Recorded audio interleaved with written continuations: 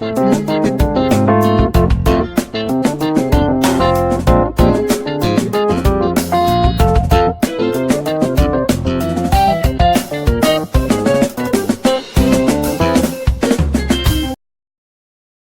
everyone, you are welcome to Anchor Network where you get reliable and authentic news that are so crucial to you.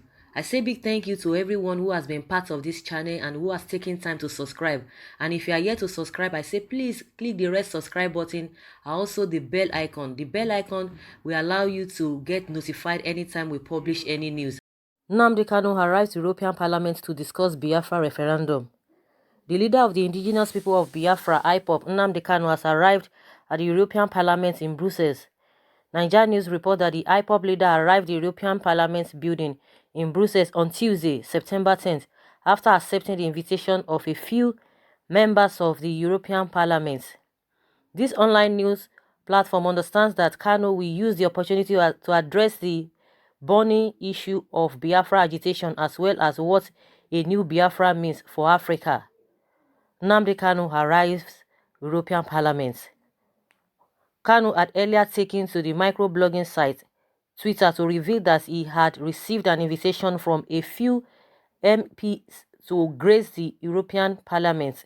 The IPOB leader had said that he would, during his time at the European Parliament, address burning issue of IPOB agitation and what a new Biafra means for Africa. His words, "I'm glad to accept the invitation of a few MPs to address the burning issue of IPOB agitation and what a new Biafra means for Africa. I look forward to leading IPOB in Europe to the historic encounter," Kanu had tweeted on Thursday, September 5th, 2019. Meanwhile, Nigeria News report that Kanu is leading a group IPOB seeking secession from Nigeria. The group has since been proscribed by the federal government of Nigeria, led by President Muhammadu Buhari. So guys, we did a video concerning this program of invitation by the European Parliament inviting Nnamdi Kanu, and from what he said, that he's going to use the opportunity to discuss the burning issues of IPOB agitations, and I think that's where he's there, and it's not really a surprising thing that he's been invited. Just like people who always say, oh, they have been proscribed, they've been proscribed. The question is that, does it really mean that these people who are inviting him, or the way he moves from places to places, from country to country, great countries at that, they are not aware that the group has been proscribed? And that leaves me that question, and which I have not been able to reason out if really the way they are being proscribed in Nigeria that is a developing country, or let's even say let's say it's a developing country, because some people will still categorize it as on the developed country, but let's just give it that it's a developing country that is not even ready. The people there are not yet ready to make it what it's supposed to be, if they can prescribe IPOB on that note. And we have heard from all those countries that the manner at which they were prescribed was not right. Most people don't even agree to that, but it's Nigeria. There's nothing they can do. Their own is just to say, okay, no, it's not supposed to be the way they have prescribed it, but or they are not happy about it, or they are not, they don't, or they try to reject it or whatever. But there's a limit which they can go, since Nigeria is a sovereign country, just like we know, so they can do whatever they want. But they themselves, they don't accept, or they don't believe that the group should be proscribed as a terrorist group. Because when you proscribe a terrorist group, there are a lot of things that need to really follow. You see, check out their activities, check out what they stand for. When people say they want to live, or they want to succeed, or they want to get their own nation, it's not supposed to be a problem, because even that is what UK is fighting for, just for them to leave European Union. They don't want to be part of that union again. And there was a referendum, for them to be able to move forward, and which they did. For the fact that they are going back and forth even on the deeds that they really need to settle for before they finally leave. Nobody ever said you shouldn't do that. There was a time so Scotland wanted to leave the UK, but there was a referendum and it didn't go well. So at least they allow them. So those countries, they know what it means when you say, okay, you want to leave a particular group or you want to leave a particular union that you think you are not part of it or you don't really achieve anything from that. They know what it means. So for all of a sudden that Nigeria just proscribed them, terrorist group. And the man has been moving from places to places.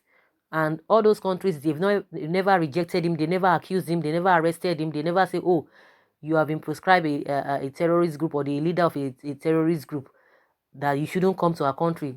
And that is what a lot of people need to be asking. These are the questions that people are not really asking. Or maybe they have not reasoned to that level, or they don't understand it to that level, or they just feel that it's none of their business. So that is to tell you that a lot of things that we do in that country is not normal. It's not really normal. People that are in power, they always try to oppress other people, and by so doing they will have their followers, which they themselves, they want to be supporting them. That is just what we are seeing. But as it is now, Nnamdi Kanu has been invited. We said it last week that you'll be going to Brussels to be able to discuss IPOB, the burning issues concerning IPOB agitation. And it's there today. And that's why we've heard that it's there right now. So definitely we will see here what the outcome of the meeting will look like at the end of the day. And a lot of people are still reacting to this. And someone say, haha, Senator Ikoremadu was rough-handled in Germany by IPOB, and Nigerians wag their tongues on what German government will do to them. Now, their leader is in the same country, live and direct, having handshake with them. True, where Nigeria fear and fall is where Nnamdi Kanu smile and triumph. Someone says, Ohamadike, the lion of Biafran's Republic, carry go, brother. Your good work will never be in vain. Biafra Gadi is say. Great man of God. Great man, God is with you. The great Ojukwu tried this and gave up, and I don't know what Kanu calls himself. The same white guys you are going to meet are the same ones that might end up doing all manner of things to you. According to history, the whites has never been a blessing to blacks. And come to think of it, how do you intend to start Biafra? Because it will take you to get your land, money, soldiers, government, etc. You cannot start Biafra on Nigeria's soil. The eastern part of Nigeria is Nigeria land, so it would take you to relocate your people. How do you tend to actualize that? If you could do this, look for a separate land and relocate your people there. Then Biafra is actualized. But if you can't do this, expecting to form a country on top of another country nationwide, it is called evasion, and that is an act of terrorism, which is a treasonable act. Guys, did you hear what this particular person is saying? That it's not possible. So like the example I gave before, when Scotland is part of UK.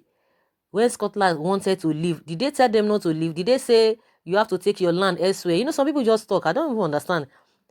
Did they ask Scotland people to leave their land to take it to elsewhere? There was a referendum, but just that it didn't work out. And just the same thing, the UK has a whole trying to leave a EU. So who has questioned anybody that you shouldn't do this, you shouldn't do that, you have to take it? Some people just everything. I think these people should be one of those their supporters. When they see things, they don't just try to rationalize things to be objective. So if I say I don't want to be part of you, so I don't have that right to do that. Before Nigeria was named Nigeria, how? And that was a question. I was listening to a radio station today, and somebody was asking the question that because a lot of us don't even know history, there was kind of I don't know how to put it. A kind of the way we can really understand it, break in transmission. The old history is distorted, that you don't even know where it starts from, where it ends. A lot of people say different things. There's no articulated place that you can really get the history, because a lot of people are just saying different version. They always say it to how it's going to favor them, how it's going to benefit them. So how were we living before we were brought together? What what were each of the region, what were they called before they came together, before we were joined together to become Nigeria? That is a question that some of these people really need to understand. So before Nigeria came to be, where was the land that the Biafrans, where were they? Was it not the same land? Is it not the same land that they are still, dwelling today? So when some people are talking, I will really understand that maybe they don't even understand a lot of things to the extent of trying to be objective, let alone the next thing they will just tell you, oh, you are a terrorist. That is their language. They don't just want you, they don't just want freedom. If you don't want freedom, some people say they want the freedom. If you are okay with that union, fine, good and fine. You are entitled to your opinion. And as many that say they don't want it, they are entitled to their opinions. Nobody can force anybody that it has to be. So guys, that is just my own opinion. But what we have now is that Nnamdi Kanu is live and direct in Brussels with a European Parliament to discuss the burning issues of IPOB agitation. Please, I would like you to leave your comments below in the comment section. Thank you very much. Bye.